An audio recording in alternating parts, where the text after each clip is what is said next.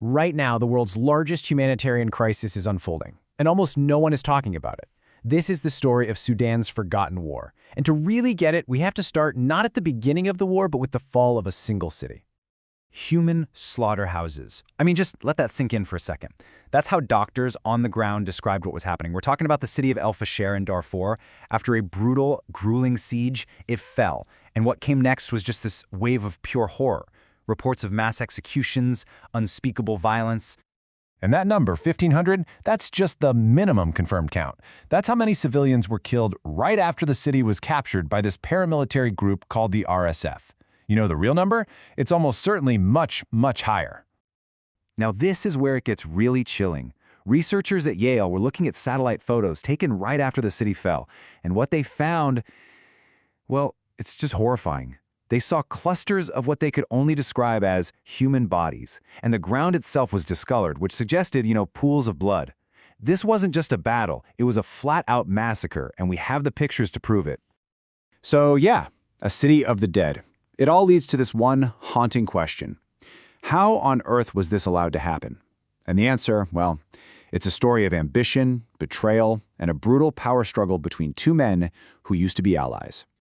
Okay, so let's break down these two generals. The war officially kicked off on April 15, 2023. But honestly, this was like a slow-motion explosion that had been building for years. And the fuse was lit by this fallout between the two most powerful military guys in the entire country. All right, so on one side, you've got General Abdel Fattah al-Burhan.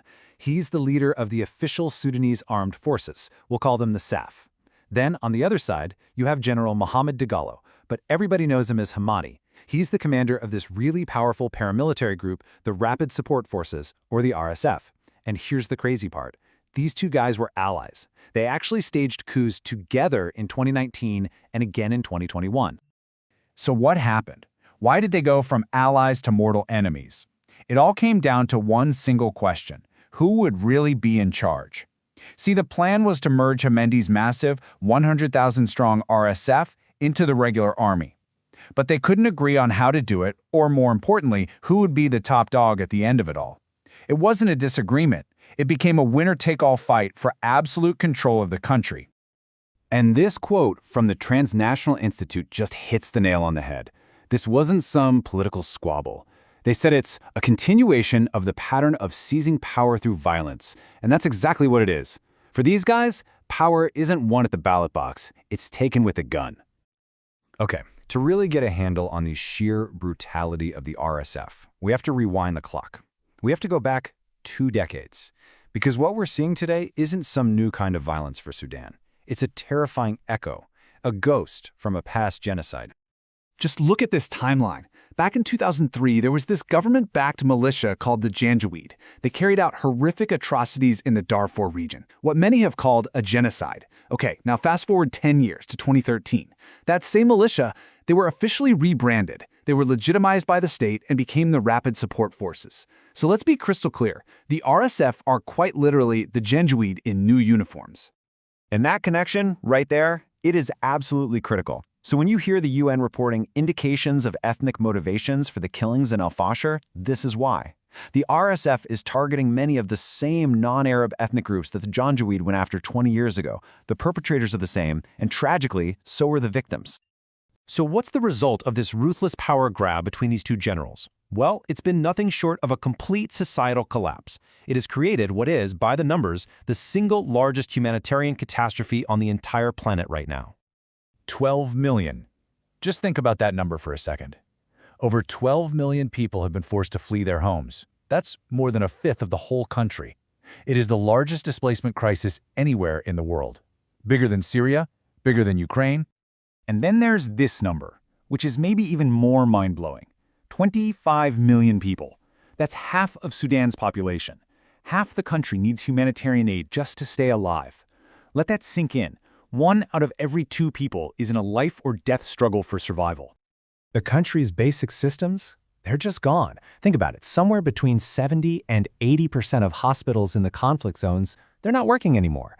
19 million kids are out of school, and you have over 8 million people facing emergency levels of hunger. In fact, famine has now been officially declared in parts of Darfur. And for the people who are left, The economy has just completely disintegrated. This quote really puts it into perspective. A teacher's monthly salary is less than 20 bucks. A single shawarma sandwich costs $5. So, how do you feed your family? Survival itself has become this impossible math problem. But here's the thing. In the middle of all this collapse, this total failure of the state, something really remarkable started to happen. As all the official systems crumbled, a new kind of hope began to organize, literally from the ground up. See, when the fighting exploded, most of the big international aid groups had to pull their staff out. The whole system just fell apart. But these local resistance committees, the very same people who organized the pro-democracy protests a few years back, they stepped into that void. Almost overnight, they became this new lifeline for their communities. They created these things called emergency response rooms, and they're basically these decentralized grassroots networks of just ordinary people. They're running soup kitchens, they're providing basic medical care, they're setting up shelters. They have become the most important social infrastructure in the entire country. It's an incredible example of how governance can actually work from the bottom up. And this brings us to a really crucial point about what's actually fueling this war. It's not just about political power. It's a war for money. It's a war for economic control. You see, both the SAF and the RSF, they control these incredibly lucrative gold mines and other resources, and they're exporting them to international markets.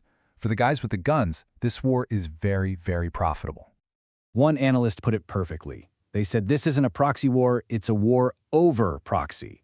It's basically a fight to see which of these military groups gets to be the local middleman for international companies, helping to strip Sudan of its wealth while the country burns. So both sides are getting rich, while the organized Sudanese people in those emergency rooms are left to pick up the pieces. So, as this forgotten war continues to rage on and the world mostly looks away, it leaves us with one last, vital question. Who is really fighting for the future of Sudan? Is it the generals battling for power and profit? Or does the future lie with the ordinary people in those emergency rooms, the ones who, against all odds, are fighting a totally different kind of war? A war for survival, for community, and for the very soul of their country.